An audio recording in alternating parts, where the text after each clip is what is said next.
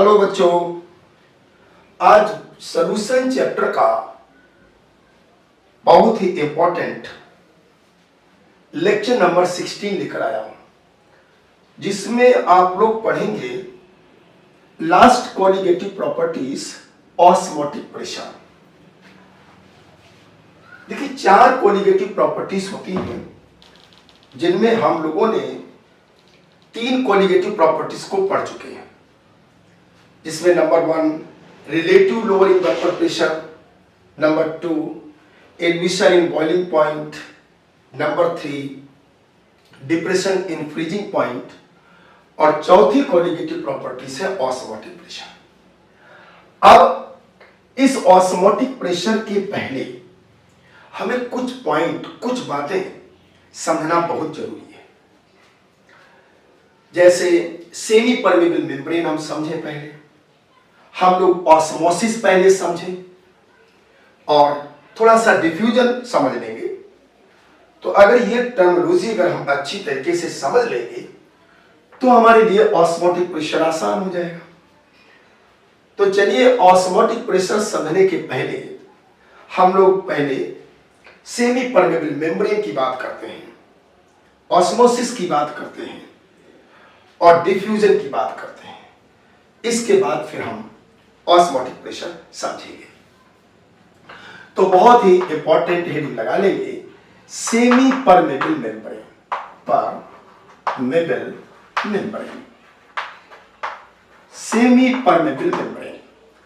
देखिए, semi permeable membrane, इसको shortcut में हम लोग SPM लिख देते हैं, सेमी परमेबल मेम्ब्रेन।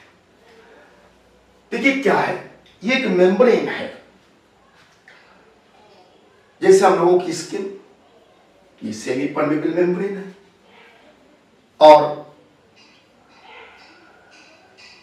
इस मेम्ब्रेन की खासियत होती है, सेमी परमेबल मेम्ब्रेन की खासियत ये होती है कि इससे सॉल्वेंट के मॉलिक्यूल तो पास आउट हो जाएंगे, यानी छन जाएंगे, लेकिन सॉल्यूट के नहीं छन पाएंगे, क्योंकि इस मेम्ब्रेन में बहुत ही छोटे छोटे होल होते हैं, छेद होते हैं।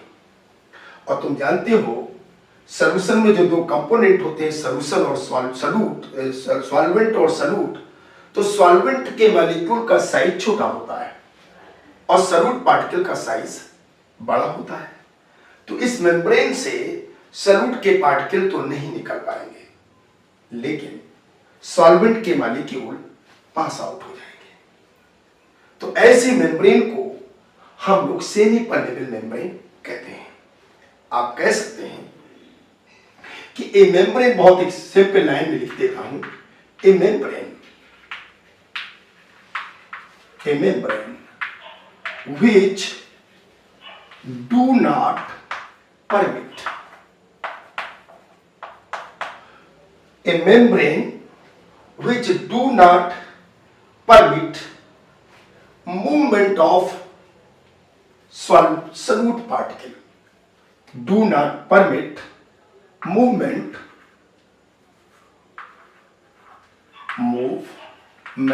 of solute particle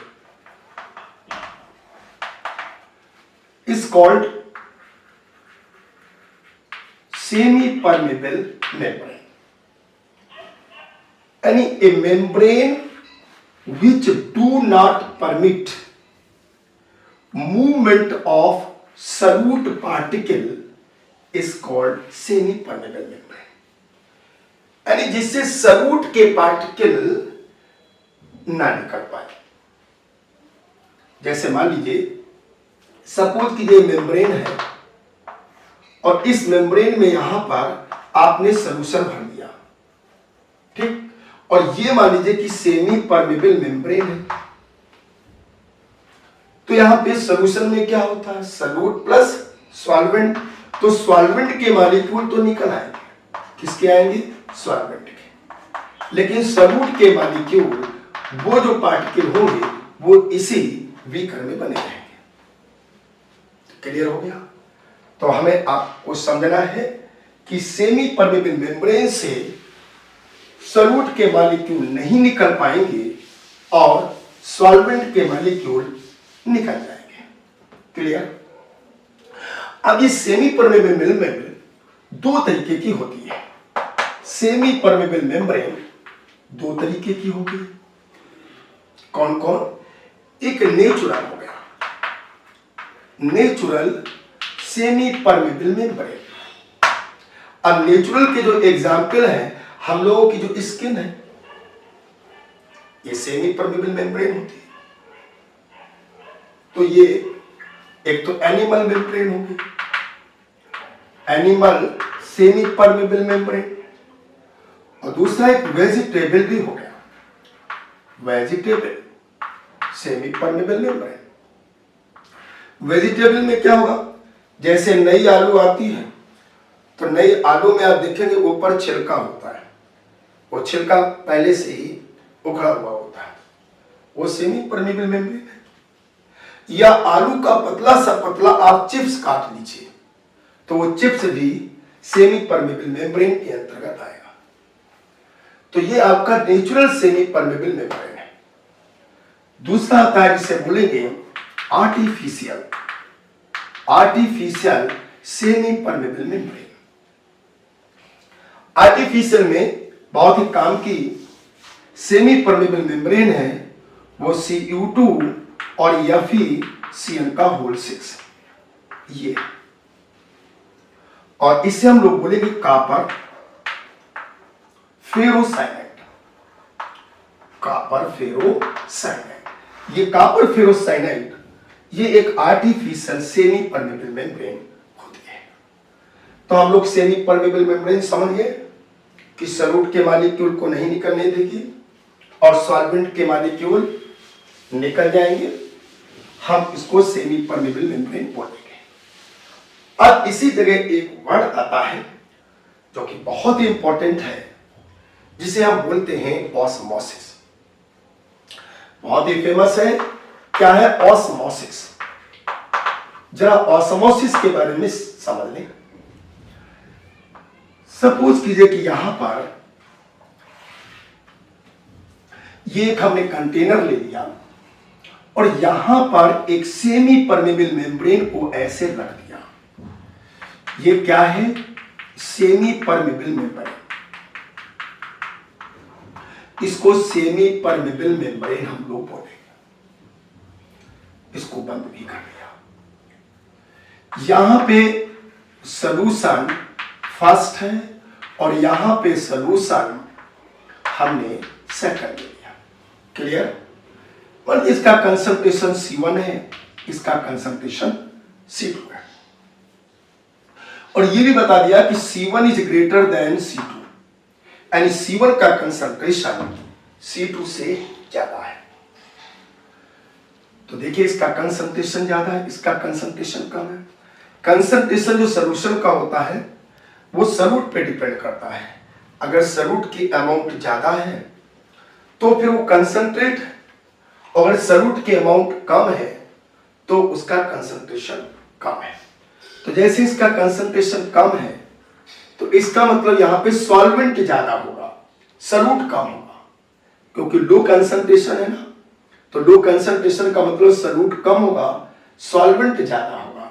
तो यहां पे हम लिख सकते हैं higher concentration, higher concentration of solvent, यानी सॉल्वेंट की अमाउंट यहां पे ज्यादा है तो हायर कंसंट्रेशन ऑफ सॉल्वेंट हो गया। ठीक है? और या तो फिर हम इसमें और ये लिख सकते हैं lower concentration, lower concentration of solution. हम इसे लोअर कंसंट्रेशन ऑफ सॉल्यूशन कह सकते हैं, यानी इस सॉल्यूशन में सॉल्वेंट का कंसंट्रेशन ज्यादा है और सॉल्यूशन का कंसंट्रेशन कम है। बात क्लियर हो गई? अगर हम इधर आ जाए तो इधर जब हम आएंगे तो हम लिख सकते हैं हायर, हायर कंसंट्रेशन, उसके कंपेयर में हायर कंसंट्रेशन ऑफ सॉल्यूट भी लिख सकते हैं, और या तो फिर हम इसमें लिख सकते हैं higher higher concentration of solution भी लिख सकते हैं, सॉल्यूशन हायर कंसंट्रेशन हो गया, यानी सॉल्यूशन का कंसंट्रेशन हायर और सॉल्यूट का कंसंट्रेशन हायर, ये हो गया। अब ये सेमी परमेबल मेम्ब्रेन है, इस मेम्ब्रेन से सॉल्वेंट के मॉलिक्यूल निकल सकते हैं। तो आप ये बताओ कि ये सॉल्वेंट के मॉलिक्यूल है, यहां भी सॉल्वेंट है क्योंकि सॉल्यूशन है, तो कौन से सॉल्वेंट के मॉलिक्यूल किधर जाएंगे? देखिए ये सॉल्यूशन आपका क्या है, डाइल्यूट है, सॉल्वेंट ज्यादा है, ये कंसंट्रेट है, गाढ़ा है, इसलिए सॉल्वेंट के मॉलिक्यूल यहां से सॉल्यूट के तो जा नहीं सकते हैं क्योंकि सेमी परमेबल मेम्ब्रेन सॉल्यूट के मॉलिक्यूल को अलाउ करेगी नहीं, तो सॉल्वेंट के मॉलिक्यूल यहां से ऐसे जाएंगे, सेमी परमेबल मेम्ब्रेन की तरफ ऐसे जाएंगे, जिसकी वजह से इसका कंसंट्रेशन कम होने लगेगा और एक कंडीशन आ जाएगी कि दोनों का कंसंट्रेशन सेम हो जाएगा। ये प्रोसेस तब तक चलेगा जब तक दोनों का कंसंट्रेशन सेम ना हो जाए। तो यही जो सॉल्वेंट के मॉलिक्यूल यहां से यहां जा रहे हैं, इसी फिनोमेनन को हम लोग ऑस्मोसिस कहते हैं। तो बड़ी सिंपल सी दो डिफिनेशन हम आपको समझाएंगे। देखिए सबसे पहली डिफिनेशन तो ये हो गई, कहेंगे the movement of solvent molecule, क्योंकि सॉल्वेंट के मॉलिक्यूल ही जा रहे हैं, the movement of solvent molecule from their higher concentration to their lower concentration through semi-permeable membrane is called osmosis। माने सॉल्वेंट का कंसंट्रेशन इधर ज्यादा है, इधर सॉल्वेंट का कंसंट्रेशन कम है, तो हायर कंसंट्रेशन से लो कंसंट्रेशन की ओर, बात को समझेगा, मतलब हायर कंसंट्रेशन सॉल्वेंट का है और सॉल्वेंट के मॉलिक्यूल यहां से इधर जाएंगे, या दूसरी डिफिनेशन कह सकते हैं the movement of solvent molecule from lower concentration of solution, यहां सॉल्यूशन लगाना पड़ेगा, from lower concentration of solution to higher concentration of solution through semi permeable membrane is called osmosis. Clear हो गया? देखिए डिफिनेशन लिख रहा हूं, ध्यान से सुनिएगा। पहली डिफिनेशन यहां पे लिख रहा हूं, ऑस्मोसिस लिखिए, the movement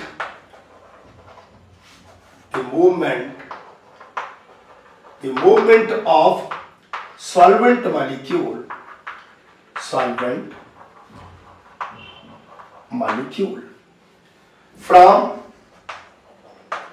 from their higher concentration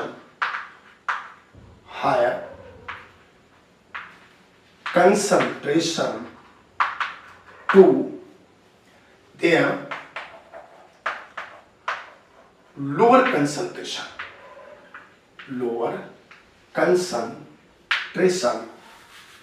lower concentration through semi-permeable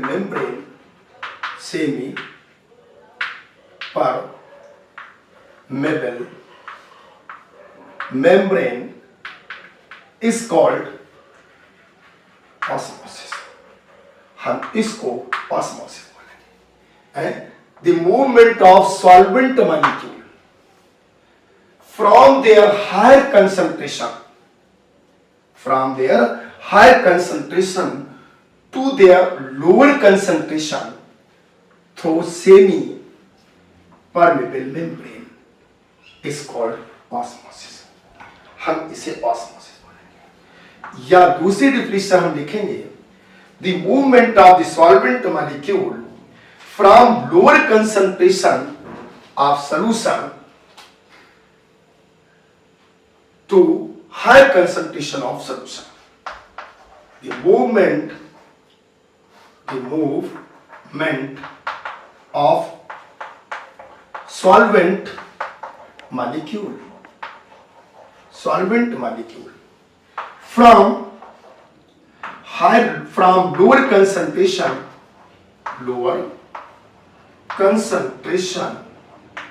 of solution, lower concentration of solution to higher concentration of solution through semi-permeable membrane is called osmosis. यानी कहेंगे the movement of solvent molecule from lower concentration, यहां से यहां जा रहे, lower concentration of solution to higher concentration of solution through semi permeable membrane is called osmosis. यानी ये समझने की बड़ी सिंपल सी बात है, जो लोअर कंसंट्रेशन है एक हायर कंसंट्रेशन है, तो वही लोअर कंसंट्रेशन पतला सॉल्यूशन है, हायर कंसंट्रेशन का मतलब गाढ़ा सॉल्यूशन है, तो पतला वाला गाढ़े की तरफ जाएगा। और कौन जाएगा? सॉल्वेंट के मॉलिक्यूल जाएंगे, क्योंकि सॉल्वेंट के मॉलिक्यूल ही जा सकते हैं। कब तक जाएंगे?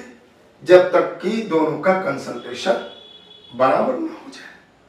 यही फिनोमेनन ऑस्मोसिस कहलाता है। तो ऑस्मोसिस आप लोग समझ गए कि क्या है ऑस्मोसिस। क्लियर हो गया? देखिए यहां पे किस तरीके से मैंने आपको समझाया वो आपको क्लियर हो गया। अब ऑस्मोसिस जरूरत पड़ेगी ऑस्मोटिक प्रेशर में।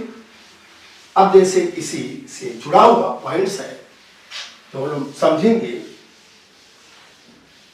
अब ऑस्मोसिस की जैसे हम आपसे कहें कि आप एग्जाम्पल बताइए, तो एग्जाम्पल ऑस्मोसिस के बहुत सारे एग्जाम्पल हैं। जैसे जो हम लोग खीर बनाते हैं उसमें किशमिश डालते हैं तो फूल करके उसका साइज बड़ा हो जाता है, ये ऑस्मोसिस फिनोमेनन है। शाम के चने को पानी में फुला देते हैं, सुबह उनका साइज बढ़ जाता है, ऑस्मोसिस है। बहुत सारे एग्जाम्पल ऑस्मोसिस के हैं। अब देखिए थोड़ा सा आप लोग इसी में डिफ्यूजन समझिएगा। ऑस्मोसिस और डिफ्यूजन में थोड़ा सा डिफरेंट है। ये देखिए यहां पर क्या है, जैसे यहां पर दो एक सॉल्यूशन फर्स्ट ले लिया और यहां पे सॉल्यूशन सेकंड ले लिया, यहां पर एक मेम्ब्रेन लगा दिया, लेकिन सेमी परमेबल मेम्ब्रेन नहीं है, बड़े बड़े इसमें होल है, बड़े बड़े सॉल्वेंट भी जा सकते हैं और सॉल्यूट के मॉलिक्यूल भी इससे निकल सकते हैं। सेमी परमेबल मेम्ब्रेन नहीं है, याद रखिएगा। क्या होगा यहां पे, क्या होगा यहां, जस्ट ये डिफ्यूजन की बात हम आपको समझा रहे हैं। डिफ्यूजन, इसमें क्या होगा कि जो कंसंट्रेशन ज्यादा है वो कंसंट्रेशन ज्यादा से सॉल्यूट और सॉल्वेंट के दोनों मॉलिक्यूल इस होल से निकल करके लो कंसंट्रेशन की तरफ जाएंगे। उल्टा होता है। और यहां मान लीजिए C1 is greater than C2 है, तो ये ज्यादा है तो यहां से निकल करके जाएंगे, ऐसे इधर से सॉल्यूट और सॉल्वेंट दोनों जाएंगे डिफ्यूजन में। जैसे मान लीजिए कोई रूम है और रूम में एक दरवाजा लगा हुआ है, आपने खोल दिया, तो अगर रूम में ज्यादा एयर है, ज्यादा हवा है तो बाहर जाएगी। एयर भी तो सॉल्यूशन है, एयर सॉल्यूशन है। और अगर मान लीजिए बाहर एयर ज्यादा है तो वो एयर अंदर आएगी। तो इसका मतलब जहां पे कंसंट्रेशन ज्यादा होगा वो ज्यादा वाला कंसंट्रेशन से सॉल्यूट और सॉल्वेंट के मॉलिक्यूल कम की तरफ जाएंगे। क्लियर? और जबकि ऑस्मोसिस में जस्ट उल्टा था। तो ये ऑस्मोसिस है, यानी ऑस्मोसिस में आप कहेंगे the movement of solvent and solute particle या molecule from higher concentration to lower concentration is called diffusion. यहां पे सेमी परमेबल मेम्ब्रेन की कोई जरूरत नहीं है। तो देखिए हम बड़े अच्छे तरीके से पॉइंट आपको समझा दें, खा दें, क्लियर हो जाएगा। यहां पे मान लीजिए मैंने डिफ्यूजन ले लिया, यहां डिफ्यूजन ले लिया और यहां पे हमने ऑस्मोसिस ले लिया। अब देखिए इन दोनों में डिफरेंस का पॉइंट समझ लीजिए। इससे पहला पॉइंट यहां कहेंगे the movement of solute and solvent molecule from higher concentration to lower concentration is called diffusion। Clear हो गया? यानी the movement of solute and solvent both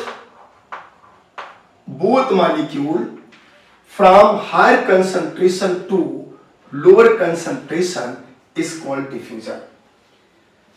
clear? यहां हवा ज्यादा है, बाहर हवा कम है, तो यहां की हवा बाहर जाएगी और सॉल्यूट सॉल्वेंट दोनों जाएंगे। अगर बाहर ज्यादा है तो अंदर आएगी। जैसे आंधी आ जाती है तो हवा कमरों में जाकर के भर जाती है, ये डिफ्यूजन है। यहां क्या है? यहां कहोगे the movement of solvent molecule from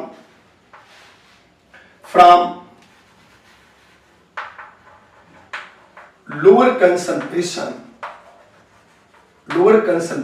of solution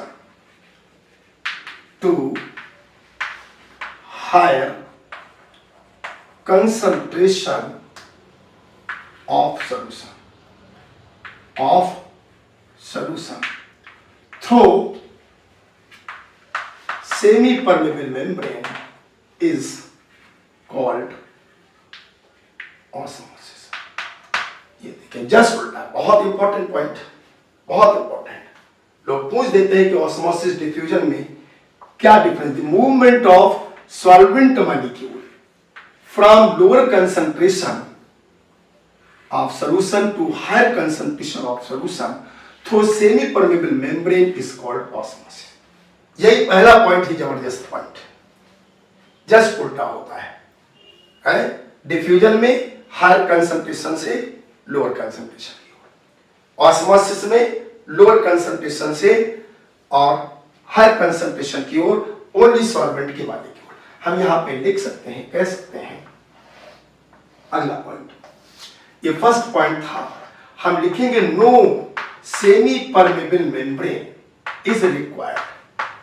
इसकी कोई जरूरत यहां पे नहीं है, रिक्वायर्ड। यानी no semi permeable membrane is required, यहां कहेंगे semi permeable membrane is required, जरूरी है, जरूरी है, बिना इसके नहीं हो पाएगा। तीसरा पॉइंट, ये डिफ्यूजन हमेशा चलता रहता है। अगर आप कमरे का दरवाजा खोल दें तो हवा क्या होगी? अंदर आएगी, अंदर से बाहर जाएगी, कभी अंदर कभी बाहर, आना जाना ये लगा ही रहेगा। ये नहीं है कि रुक गई हवा, ऐसा नहीं हो सकता। डिफ्यूजन हमेशा चलता रहता है। लेकिन ऑस्मोसिस, जब दोनों तरफ का कंसंट्रेशन सेम हो जाएगा तो ऑस्मोसिस रुक जाएगा। यानी आप कहेंगे डिफ्यूजन, दूसरा पॉइंट आप कहेंगे diffusion can not be stop, can not be stop, रुक नहीं सकता है। एंड यहां कहोगे osmosis, osmosis can be stop, can be stop, and ये ऑस्मोसिस ये कैन बी स्टॉप, ये रुक सकता है। और एक लास्ट पॉइंट ये है, डिफ्यूजन में जो डिफ्यूजन है, ये डिफ्यूजन गैस और लिक्विड दोनों में होता है, जबकि जो ऑस्मोसिस है ये सिर्फ लिक्विड स्टेट में ही हो सकता है। And diffusion it is common in liquid as well as gas, it common in liquid as well as gases, or it common only in liquid। तो ये काफी इंपॉर्टेंट क्वेश्चन है कि डिफ्यूजन और ऑस्मोसिस में डिफरेंस क्या है। अगला देखिए, अब हम लोग समझ गए ऑस्मोसिस और डिफ्यूजन समझ गए, सेमी परमेबल मेम्ब्रेन समझ गए। अब मेन पॉइंट आती है ऑस्मोटिक प्रेशर। अब हमें समझना है कि ऑस्मोटिक प्रेशर क्या है, उसे आप अच्छी तरीके से समझ लीजिएगा। ऑस्मोसिस, अब ऑस्मोटिक प्रेशर आ गया। ऑस्मोटिक प्रेशर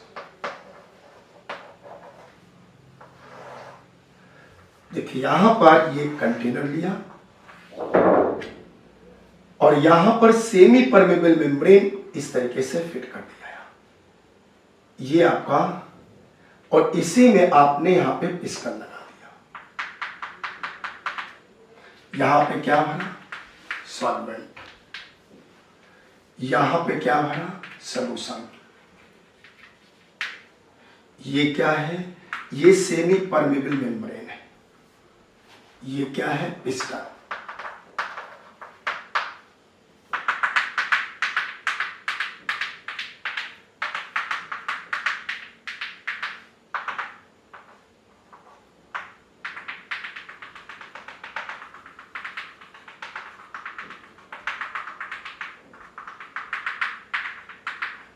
ये इस तरीके से, ये सेमी परमेबल मेम्ब्रेन है, ठीक है। अब इसको हमें यहीं से ऑस्मोटिक प्रेशर को क्लियर करना है। तो ये देखिए डायग्राम बना है जिसमें ये कंटेनर है, जिस कंटेनर में हमने सॉल्वेंट भर लिया और इसी के अंदर ये सेमी परमेबल मेम्ब्रेन का कंटेनर है जिसमें पिस्टन फिट है और ये सेमी परमेबल मेम्ब्रेन का बना हुआ है। अब हम लोग जानते हैं सॉल्वेंट और सॉल्यूशन, सॉल्यूशन कंसंट्रेट होगा, गाढ़ा होगा, सॉल्वेंट पतला होता है, तो सॉल्वेंट के मॉलिक्यूल इसमें जाएंगे। जैसे मान लीजिए इसका लेवल यहां तक है, यहां तक मान लीजिए। अब सॉल्वेंट के मॉलिक्यूल इसके अंदर ऐसे जाएंगे, सेमी परमेबल मेम्ब्रेन से ऐसे जाएंगे। सॉल्यूट के तो जा नहीं सकते हैं, सॉल्वेंट के जाएंगे। तो जब जाएंगे तो इसका लेवल क्या होगा, यहां से लेवल बढ़ करके ऊपर पहुंच जाएगा, क्योंकि सॉल्वेंट इसके अंदर आ जाएगा तो लेवल इंक्रीज हो जाएगा। अब हम लोग क्या करें, अब हम लोग करेंगे इस पिस्टन से प्रेशर लगाएंगे और प्रेशर लगाएंगे। जब प्रेशर आप लगाओगे तो जो सॉल्वेंट के मॉलिक्यूल इसके अंदर आए थे उन्हें मजबूरन बाहर निकलना पड़ेगा, प्रेशर की वजह से निकलना पड़ेगा। तो ऐसे बाहर निकलना चालू हो जाएंगे प्रेशर की वजह से, और इतना प्रेशर आप अप्लाई करो कि ये लेवल अपने इनिशियल स्टेट पर आ जाए। तो इस कंडीशन के लिए जो भी प्रेशर आप अप्लाई करोगे उसे हम बोलेंगे ऑस्मोटिक प्रेशर। तो कुल मिलाकर के आप यहां अगर ध्यान से देखें तो ये कहेंगे कि जो ऑस्मोसिस हुई थी, प्रेशर को अप्लाई करके आपने उसको रोक दिया, उसे बैक कर दिया। जितने सॉल्वेंट के मॉलिक्यूल आए थे उनको वापस भेज दिया प्रेशर की वजह से। तो ऑस्मोसिस फेनोमेनन रुक गई, हुई नहीं, हुई थी फिर खत्म। तो बस इसी जगह हम लोग एक डिफिनेशन बना लेंगे, the minimum pressure applied on solution, the minimum pressure which applied on solution by which causes of osmosis can be prevented is called osmotic pressure। यानी हम लोग कहेंगे कि the minimum pressure applied on solution by which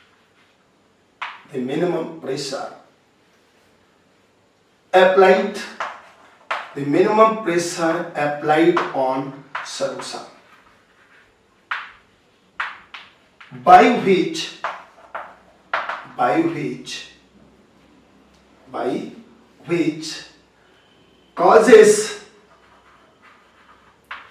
of osmosis can be prevented is called osmosis। Any the minimum pressure applied on solution by which causes of osmosis can be prevented is called osmotic pressure, is called osmotic pressure। इसे पाई से हम लोग represent करेंगे, osmotic pressure को पाई से represent करेंगे, P से भी कर सकते हो, पाई से रिप्रेजेंट करेंगे। और इसकी यूनिट जो होती है, यूनिट वो हम लोग एटमॉस्फेयर देते हैं, एटमॉस्फेयर या mmHg से रिप्रेजेंट करते हैं। वही होता है 1 एटमॉस्फेयर इक्वल टू 760 mm। इस चीज से हम तो एक तो डिफिनीशन ये हो गई, और भी अगर डिफिनीशन आप सिंपल से बनाना चाहें तो सिंपल से डिफिनीशन और बन जाएगी। वो डिफिनीशन ये होगी कि देखिए आपने यहां से सॉल्वेंट के मॉलिक्यूल इस पर प्रेशर लगाएंगे और आप यहां से प्रेशर अप्लाई कर रहे हैं तो यहां पे सॉल्यूशन का भी प्रेशर रहेगा। तो यहां से सॉल्वेंट का वेपर प्रेशर है और यहां पे सॉल्यूशन का वेपर प्रेशर इस मेम्ब्रेन पे लगेगा। मेम्ब्रेन पे यहां से सॉल्वेंट और यहां से सॉल्यूशन दोनों लगा रहे हैं, लेकिन सॉल्वेंट का ज्यादा होता है इसलिए इसके मॉलिक्यूल इसके अंदर आ जाते हैं और इसके मॉलिक्यूल उधर नहीं जा पाएंगे, और होल भी इसके मतलब के होते हैं इसलिए आ जाते हैं। अब करो क्या कि इतना प्रेशर लगा दो इसके ऊपर पिस्टन द्वारा कि इसका जो वेपर प्रेशर है वो इस सॉल्वेंट के वेपर प्रेशर के बिल्कुल इक्वल हो जाए। इसलिए सॉल्वेंट के मॉलिक्यूल यहां पे निकल करके इसके अंदर ना आ पाए और ऑस्मोसिस घटना ना हो पाए, तो वो भी ऑस्मोटिक प्रेशर होगा। आप कह सकते हैं the minimum pressure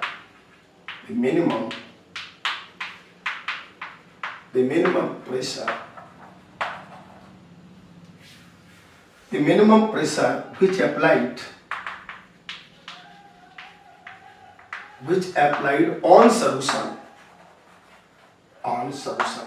add to which vapor pressure of solution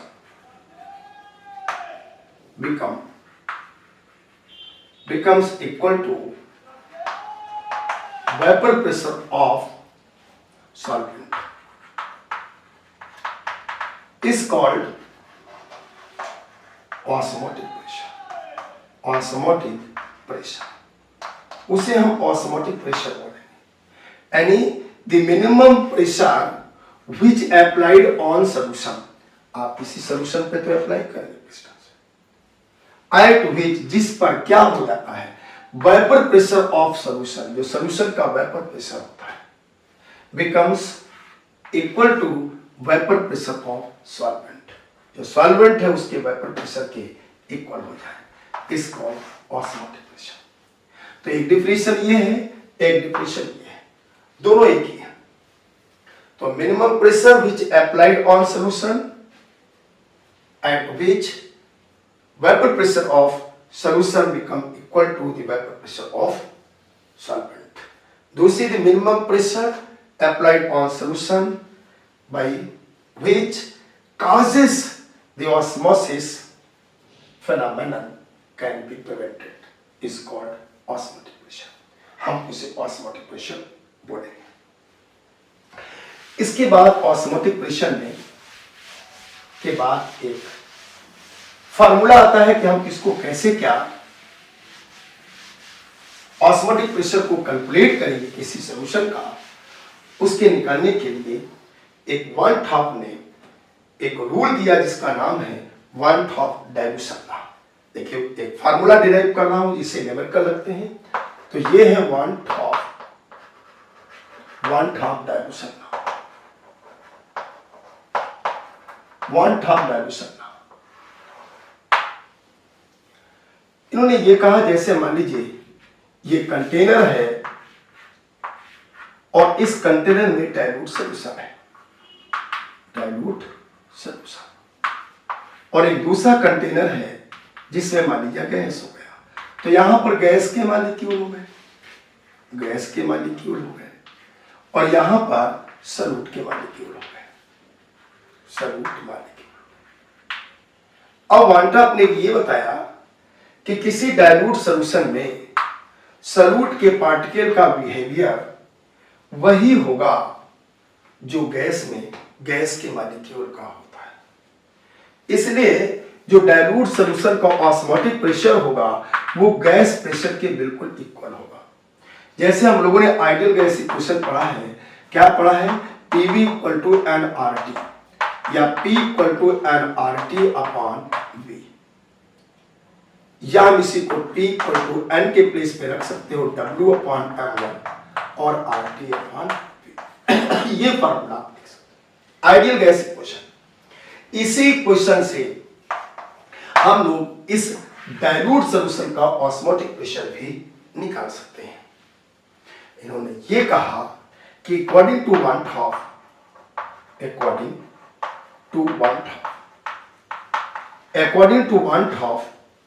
behavior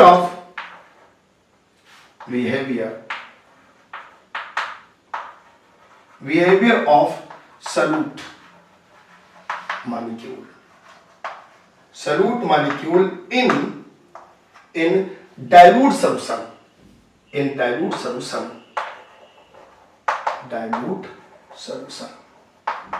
is just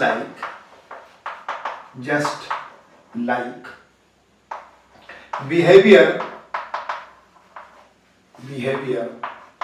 of gas molecule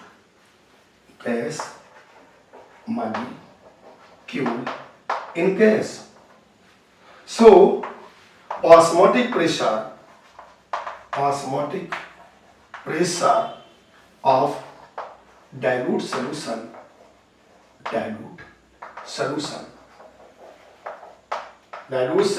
is equal to gas pressure. अर्थात pi equal to gas pressure है WRT अपॉन MV. ये formula हमारा यहां से आ गया. PV equal to nRT ideal gas equation है. उसी आइडियल गैस इक्वेशन से V इधर आ गया. N होता है मोल होता है ग्राम अपॉन मॉलिक्यूलर वेट, ग्राम में amount W, molecular weight M1. ये चीज N के प्लेस पे रख दिया, ये फार्मूला बन गया. P को पाई भी रिप्रेजेंट कर सकते हैं, ये बन गया. ये क्या लिखा है, अकॉर्डिंग टू वन टॉप ने क्या कहा, बिहेवियर ऑफ सॉल्यूट पार्टिकल या solute molecule in dilute solution. इस डाइल्यूट सॉल्यूशन में जो सॉल्यूट पार्टिकल का बिहेवियर है it is just like the behaviour of gas molecule in gas, and इनके समान है. तो फिर होगा क्या, so osmotic pressure of dilute solution is equal to gas pressure. इसलिए गैस प्रेशर के इक्वल होगा. इसलिए हम लोग इस फार्मूले को यूज कर लेते हैं ऑस्मोटिक प्रेशर निकालने के लिए. अब देखिए फार्मूला कैसे आ गया, कहां से आ गया, कैसे डिराइव हो गया, ये चीज आपको समझा देता हूं। ये तो आपने ऐसे ही बता दिया, लेकिन अगर इस फार्मूले को अगर हम डिराइव करना चाहें तो डिराइव करने के लिए हम आपको समझा देता हूं। वन टॉप डाइल्यूशन लॉ में जैसे अभी हम लोगों ने बनाया था, ये देखिए यहां पे पिस्टन फिट किया था, यहां पर हम लोगों ने क्या लिया था, सॉल्वेंट, यहां पे हम लोगों ने सॉल्वेंट लिया। ये हमारे पास सेमी परमेबल मेम्ब्रेन है, ये पिस्टन था, यहां के अंदर जो यहां पे भरा था ये हमारे पास सब्सटेंस था। ठीक, अब देखिए वन टॉप ने क्या कहा, जैसे नंबर 1 पहला पॉइंट हमने बताया, पहला पॉइंट है van't top Boyle's law. Van't top Boyle's law, देखिए वन टॉप बॉयल्स लॉ में क्या होता है, इन्होंने वन टॉप ने कहा कि एट कांस्टेंट टेम्परेचर, अगर टेम्परेचर कांस्टेंट कर दिया जाए तो जो ऑस्मोटिक प्रेशर है वो directly proportional to concentration of solution होगा। ये है कंसंट्रेशन ऑफ सॉल्यूशन, ये कंसंट्रेशन ऑफ सॉल्यूशन है। कैसे, जरा देखिए, अगर इसका कंसंट्रेशन ज्यादा है, ज्यादा ये गाढ़ा है, तो सॉल्वेंट के मॉलिक्यूल इस सेमी परमेबल मेम्ब्रेन से ज्यादा आएंगे, तो ये लेवल ज्यादा ऊपर उठेगा, तो इसे फिर इनिशियल स्टेट में लाने के लिए हमें प्रेशर भी ज्यादा लगाना पड़ेगा, तो ऑस्मोटिक प्रेशर वही ज्यादा हो गया। तो कंसंट्रेशन, और हम लोग जानते हैं कंसंट्रेशन उल्टा होता है वॉल्यूम को, तो हम इनवर्सली प्रोपोर्शनल टू 1/d लिख दिया। पी लिखो या पाई लिखो, देखिए बॉयल के अकॉर्डिंग बिल्कुल जैसा बॉयल का फार्मूला है वैसे आया, तो इसलिए हम इसको वन टॉप बॉयल्स लॉ कहते हैं। हम कह सकते हैं कि according to van't Hoff at constant temperature osmotic pressure of solution is directly proportional to concentration of solution. Concentration solution का ज्यादा होगा तो ऑस्मोटिक प्रेशर भी ज्यादा होगा। इसी तरीके से सेकंड पॉइंट होगा, ये फर्स्ट पॉइंट था, सेकंड पॉइंट है वन टॉप, हम इसे चार्ल्स लॉ बताएंगे। वन टॉप चार्ल्स लॉ, ये क्या कहा, इन्होंने कहा एट कांस्टेंट कंसंट्रेशन, अगर कंसंट्रेशन इसका कांस्टेंट कर दिया जाए तो ऑस्मोटिक प्रेशर एब्सोल्यूट टेम्परेचर के डायरेक्टली प्रोपोर्शनल होगा। यानी वन टॉप ने कहा एट कंसंट्रेशन कांस्टेंट कर दिया जाए तो इस सॉल्यूशन का ऑस्मोटिक प्रेशर टेम्परेचर के प्रोपोर्शनल टू होगा। कैसे, जरा देखिए, कंसंट्रेशन कांस्टेंट है, अब देखिए इसका टेम्परेचर आपने क्या किया, ये जो सॉल्यूशन है इसका टेम्परेचर मान लीजिए हाई है, थोड़ा बढ़ा दिया, तो जब बढ़ा दोगे तो क्या होगा, इससे कुछ वेपर भी बनेंगे, जो वेपर बन रहा था वो ज्यादा हो गया, तो वो क्या करेगी, वेपर इस पिस्टन में ऊपर की ओर प्रेशर लगाएगी। हाई टेम्परेचर ज्यादा, जितने ज्यादा हाई होगा वेपर बनेगी, पिस्टन को ऊपर करेगी। सॉल्वेंट के मॉलिक्यूल आएंगे, इसके अंदर लेवल बढ़ेगा, तो लेवल की वजह से भी पिस्टन ऊपर की ओर पुश होगा। अब तुम जब प्रेशर लगाओगे तो आपको प्रेशर इस वेपर के अगेंस्ट भी लगाना पड़ना है, लेवल से भी वेपर बनी, पिस्टन ऊपर गया, और कुछ वेपर हाई टेम्परेचर की वजह से, तो हमें प्रेशर ज्यादा अप्लाई करना पड़ेगा, इसलिए टेम्परेचर के डायरेक्टली प्रोपोर्शनल होता है। तो according to van't Hoff at constant concentration of solution osmotic pressure of solution is directly proportional to absolute temperature. ये भी क्लियर हो गया। तीसरी बात आती है van't Hoff Avogadro law. Van't Hoff Avogadro law में क्या है, इन्होंने ये कहा कि at constant temperature and concentration दोनों चीजें कांस्टेंट कर दो, तो जब दोनों चीजें कांस्टेंट कर देंगे तो इन्होंने कहा osmotic pressure directly proportional to number of mole of solute,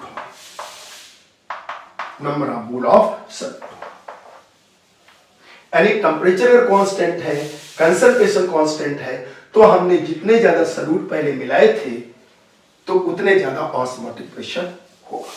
तो क्वालिटेटिव प्रॉपर्टी वो तो directly proportional to number of mole के होती है, तो हम लोग शुरू से पढ़ते चले जाए।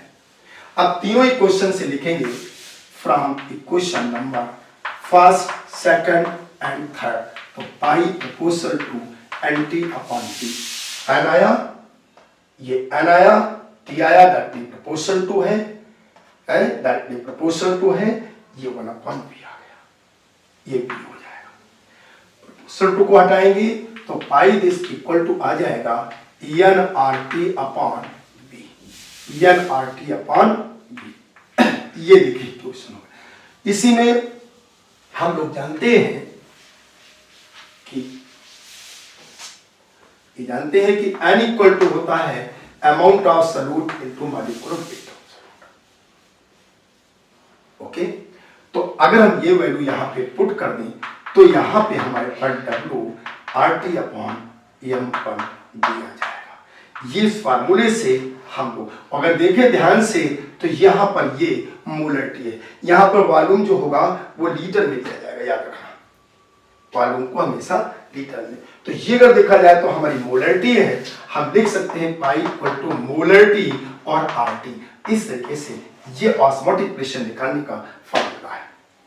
किसी सॉल्यूशन का ऑस्मोटिक प्रेशर हम इस फार्मूले से निकाल सकते हैं, बहुत ही आसान है। तो मैंने इसको डिराइव करके भी बता दिया, ऐसे ओरल भी समझा दिया। तो वन हाफ ने 3 रूल दिए, one half Boyle's law, one half Charles law, one half Avogadro law, और तीनों के कॉम्बिनेशन से एक बहुत ही जबरदस्त फार्मूला बना जिससे हमारे ऑस्मोटिक प्रेशर के सारे न्यूमेरिकल सॉल्व होंगे। इसके बाद एक न्यूमेरिकल कर लेते हैं, इसके बाद फिर टॉपिक और बताते हैं, फिर एक वीडियो हमारा पूरा का पूरा इस न्यूमेरिकल पे आएगा। तो जरा ये देख लीजिए,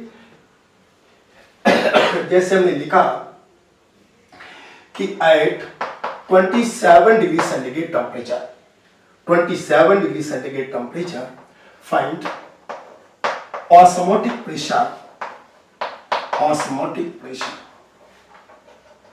of 10% W/V solution of glucose। Molecular weight इसका हमने लिख दिया 180 होता है, और R की वैल्यू भी लिख दिया 0.0821। इसे हम लोग R की वैल्यू को यूज करेंगे। R की यूनिट क्या होती है, जैसे हम लोगों ने PV इक्वल टू NRT लिखा, ये NRT, तो R की लिए हो जाएगा PV अपॉन यहां mg। P हो गया एटमॉस्फेयर, V हो गया लीटर, N हो गया मोल इनवर्स, ये केल्विन इनवर्स। ये हम लोग इस तरीके से इसकी यूनिट लिख सकते हैं। अब हमें ऑस्मोटिक प्रेशर को निकालना है।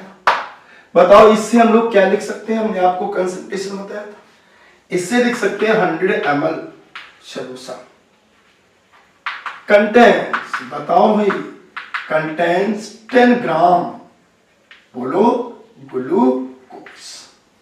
क्लियर?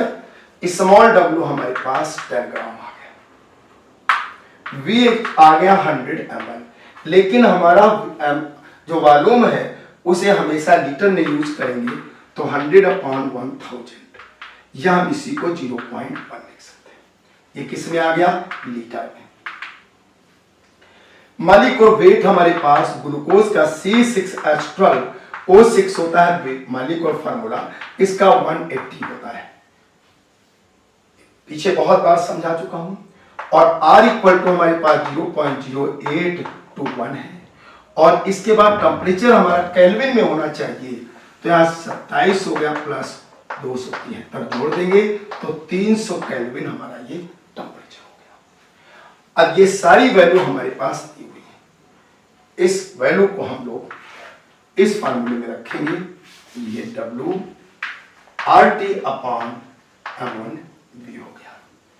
अब W हमारे पास कितना दिया है, 10 इंटू R 0.0821 हो गया, यहाँ पे 300 हो गया, ये 300 दिया है, और M1 180 हो गया इंटू V 0.1 हो गया। 0.1 लीटर। इसके बाद इसको हम लोग सॉल्व करेंगे तो ये 0 से 0 कैंसिल आउट हो गया, एक 0 और बढ़ा लिया, ये सब कैंसिल हो गया। यहाँ 3 से काट दीजिए, यहाँ पे 1000 आ जाएगा और यहाँ पे आ जाएगा 6, और इसमें से मल्टीप्लाई करेंगे तो 1 2 3 यहाँ पे 82.1 आएगा इसमें, और 6 से हम लोग डिवाइड करेंगे, यहाँ पे आ जाएगा 1, इसके बाद आपका बचेगा 2, 22 हो जाएगा, तो 3 आ जाएगा पॉइंट, यहाँ 4 आ जाएगा 41, और इसे डिवाइड करेंगे 41 को तो 6 आएगा, 36 में फिर आपका यहाँ पे 7, और ये लगभग नियर अबाउट आपका इतने एटमॉस्फेयर प्रेशर आ जाएगा, 13 पॉइंट समथिंग, ये आपका एटमॉस्फेयर प्रेशर आ जाएगा। इसको कैलकुलेट कर लेना, मैं मेथड आपको समझा रहा हूँ, बाकी कैलकुलेशन कहीं पे अगर मिस्टेक हो जाए तो उसे आप लोग देख लेना, समझ लेना। ये क्लियर हो गया, और भी इसका एक वीडियो अलग से बनाएंगे न्यूमेरिकल का।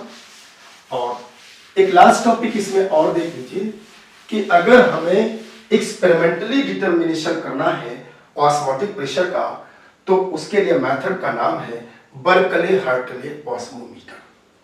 तो मेजरमेंट हम बताएंगे आपको कि किस तरीके से हम लोग जो है इसका डिटर्मिनेशन करेंगे, determination of osmotic pressure, osmotic pressure. Method का नाम है Berkeley and Hartley method. Berkeley and Hartley method, इन्होंने एक ऑपरेटर्स लिया, समझ लीजिए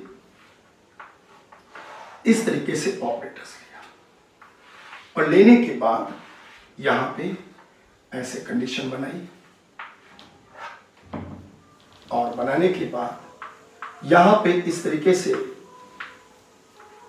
इन्होंने पिस्टन लगा दिया, यहीं पे एक प्रेशर मीटर लगा दिया, और इसको इस तरीके से जोड़ दिया, ऐसे बना दिया। ये जो मेम्ब्रेन है वो सेमी परमेबल मेम्ब्रेन है, इसके अंदर जो भरा है ये बंद है, इसको फनल बना दिया। ये आपका कैपिलरी ट्यूब है, इसे कैपिलरी ट्यूब बनाया।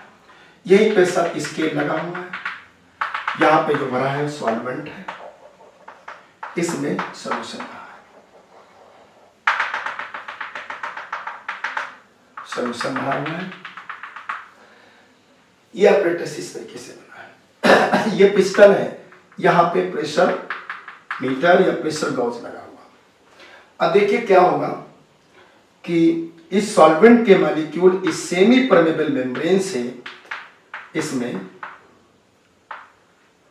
इस सॉल्यूशन में आएंगे, जिसकी वजह से क्या होगा, इसका जो लेवल था वो लेवल नीचे हो जाएगा, लेवल इसका नीचे ले जाएगा। इसके बाद क्या करेंगे, हम प्रेशर अप्लाई करेंगे।